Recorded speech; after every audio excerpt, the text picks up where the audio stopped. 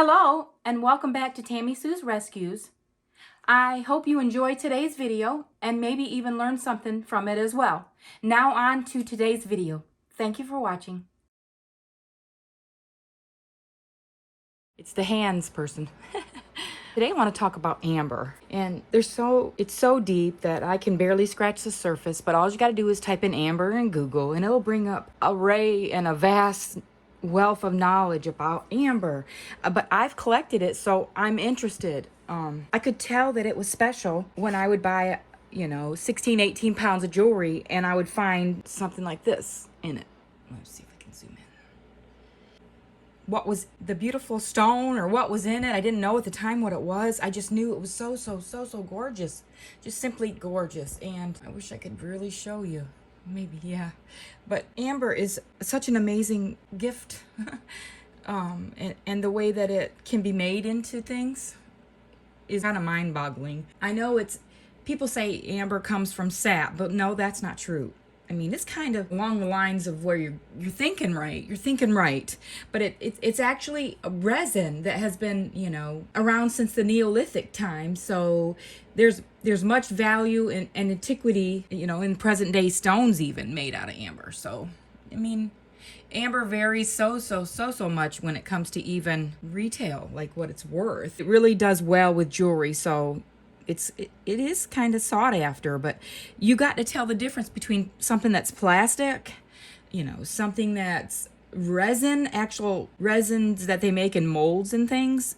So I'm going to do a few tests with you today. Okay, so let's zoom out a little so we can see. As you can see, I have salt sitting here.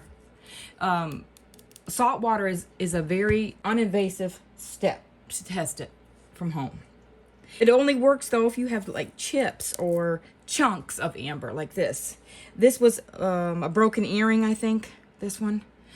These came out of a bracelet. They're just chips, but now floating ability is when you add salt to water, of course, and you see if anything floats, and when it does, you have amber. Case in point right here. So if you want to know more about amber, you can go on, like I say, and go into Google, type in amber, jewelry or whatever, and you will come up with so much maybe you didn't know before about amber. And there's like 6, 7 colors of amber. It comes in just an array of colors, but it's crazy how many colors I didn't realize amber came in. Like, I know that the yellow is like a butterscotch amber. That's what they call it, maybe butterscotch.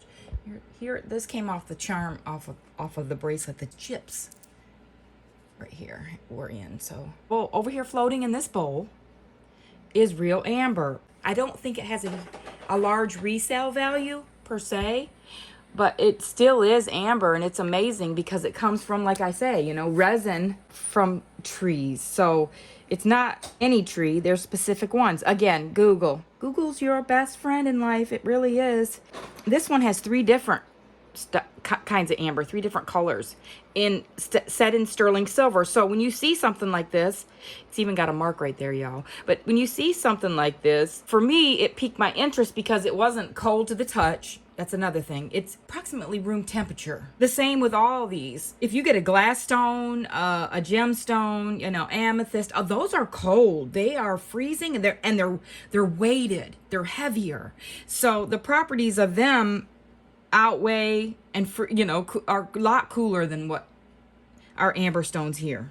So that's another thing that you want to investigate, search it out, and have fun with it. But for me, when I come across something that I don't know, especially when it comes to the jewelry, I do a little search, teach myself. These are reversed carved rose earrings made of amber.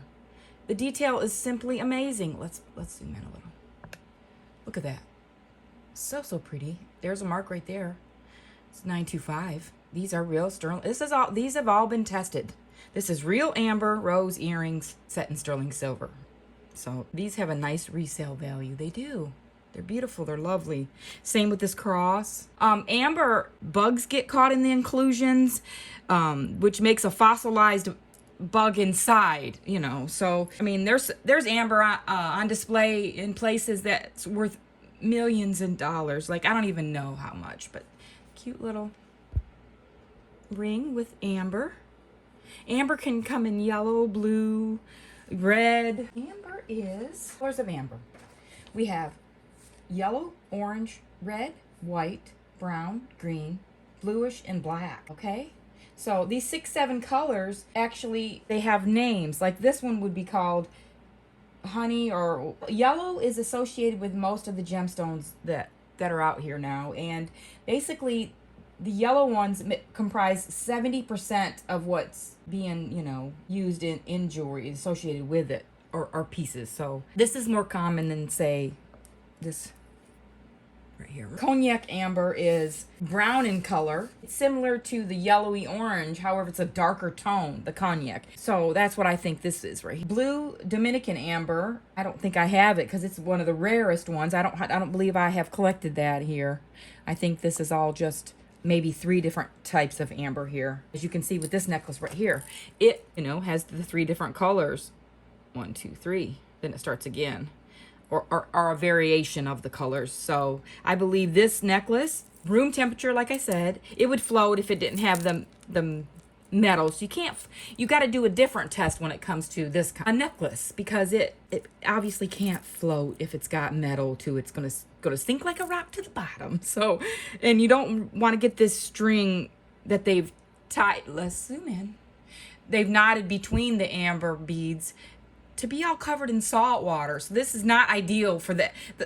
There's a handful of tests, and some are evasive, some are not. I mean, they talk about sticking pins, hot pins to it. It's all on Google, y'all. But for me, floating, you know, these pieces over here, it's okay. You want to do it because it ain't gonna hurt. It's salt water, and you know nothing's going to the bottom. So therefore, all this is amber over here floating in this bowl. Comes in an array of styles.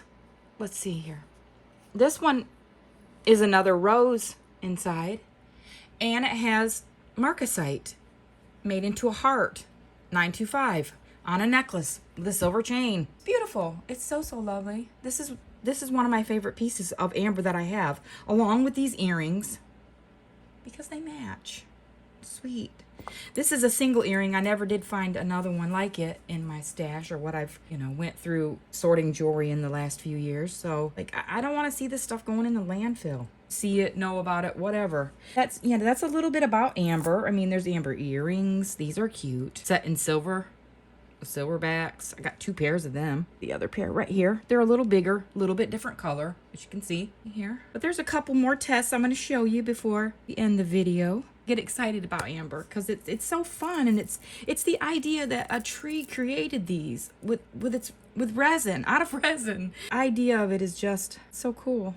I love it. So fun. Yes, it's so fun. I want to say, I mean, feeling it. It's a room temperature. If this was made out of glass or stone, it would be cold. It would be freezing in my hand right now. It would be heavy, heavy, heavy. This is really, really light. Properties of amber is mind-boggling for me, but cute little brooch made out of amber. 925. I don't believe these are amber. There's a test you can do with a fluorescent light, but I need to make it dark in here. So, but under the darkness and then the fluorescent light, things will glow if they're amber. Like, I will show you. Stand by. I'm going to turn off the lights, and I'm going to turn on the black light, and I'm going to show you what the amber, how it fluoresces in the dark. Let's do that. I got to get up and turn off all the lights. I'm sure it changed the way it looks. It's just a tight little area that I'm working in. So this is a test that is not evasive. Turn off all the lights. Oh, it's going to go dark. Here we go. All right. Now, UV light is what you need to have. Here's one that I want you to see. See if I can show you. It's fluorescing. That is a property of what amber has right there. And different ones fluoresce different colors. Some of them are turned like a blue fluorescent. This one has the yellow, butterscotch, and the cognac. The ones that are... Hang on a second. Let me turn this light back on. Right, the regular light. Look how it changes in color. Oh, it's so fun. This is so fun. Y'all, this is fun. But red cherry ones, I think, are the ones that turn kind of Those are wet, they're floating. So red cherry ones are the ones I think, let's turn off the light, back to the fluorescent. Let's see, it have like, ooh, I keep saying like, why am I doing that? Stop saying like. Let's see. They have flecks of glowing inclusion, and they have a blue haze more than just a darker look than, you know, say the yellow butterscotch. So this is the red cherry color right here under the UV light. So fun, y'all. I mean, I just love it. Look at that. Oh my gosh, how it catches the light and turns it glowy. And then like me, let's hold the same one, show you how glowy it is, and then turn on the light. And look, it's nothing compared to what it looks like normal. So, you know, it's just it's an exciting, fun type of jewelry that has been made from history's resin that was created. Okay, so there's another test, and it is called, I'm gonna darken here now because I got the overhead lights off, but put this back on, that'll help some. This one is amber is electromagnetic. So basically you can take a piece, let's just take this ring for instance, and rub it against your clothing, and it should have a scent, also a static electricity charge, so it should stick to shards of paper that are just shredded, right? Like right here, I already prepared it for you here on this little plate, as you can see right here. So you got to rub on material, like a wool is ideal, but I'm just gonna do it on my shirt. So that's what I'm gonna do. Usually do it for about 30 seconds to a minute. Just rub. It omits, people say it omits a smell of pine, a sweet smell. I mean, I don't know. I haven't got the scent down pat yet. So that's not a test I can use to identify amber yet. But since I've had COVID, nothing smells or tastes the same. It's all different. So I don't know. Who knows? But get a little static electricity charge here, and this should work on these shards. And that's another shards of paper. That's another invasive, unevasive, unobtrusive, without ruining your piece way to test amber. UV, floating. Vigorously, rub it vigorously. It's not going to ruin the amber just rubbing it on a cloth. But I would get wool, regular wool. Like, there's not many all wool items out here anymore. We all got cotton, polyester, you know, blends, and it's enough now. I just believe in Southeast Georgia, the humidity is so high, it's hard to get this. Like, humidity keeps moisture in the air. It's harder to get static moving around than it would be if it was a dry, warm, or what have you. So I may not get it to work like I want it to, but I know this is amber stuff. There it goes. See the paper? It's sticking to the ring, the actual amber. Look. So that's another non-evasive test you can do. Just rub it good. It's done. The charge already left. But any piece you want to float it, you know, either put it in the bowl and float it with salt, plenty of salt, or do it with your UV light, which I showed you. Also, after rubbing it on a wool cloth, like I say, you'll get an electric static charge from the amber. So they say scent, but like I say, I haven't learned that one yet. So, and this one will not do it, because I believe this is a resin epoxy type thing, little dried flowers in it. So it's not, I do not believe this is real amber. Not because it ain't warm, or the reason I identify it is I've never seen amber with anything other than inclusions. You can look and see the difference even in color. See what I'm saying right here? Amber, not amber. Amber. But this is plastic. This is not amber. And it's a little cooler. The plastic holds a little bit more of a colder feel to the hand than the actual amber does. Like I say, it's almost room temperature. Almost, as warm. It's as warm as the air in the room. This is cooler plastic. But it's pretty. But it's like a simulated amber per se. But it's gorgeous. Well, I don't know what else to tell you about amber, except for I'm excited about it, as you can tell in my voice, and that I love it. I am amazed at the different ones I've come across myself and in, books online. Amber is quite thrilling, the history of it. Look at it. You'll be amazed yourself what you learn about amber. So I hope you all absorb a little bit from this video. I feel like I was rambling a little, but that's me. That's Tammy Sue for you. So thank you for stopping by. I'll have some of these linked at the end on what I think the resale value. Oh, how much I paid, dollar, a couple bucks, dollar or less. Because I collect jewelry in big bags of, I buy 16, 20 pounds jewelry jars. A singular picking up of pieces, I don't do that anymore. So this is all from bulk jewelry that I've made a collection out of it. So I hope you enjoyed this video today.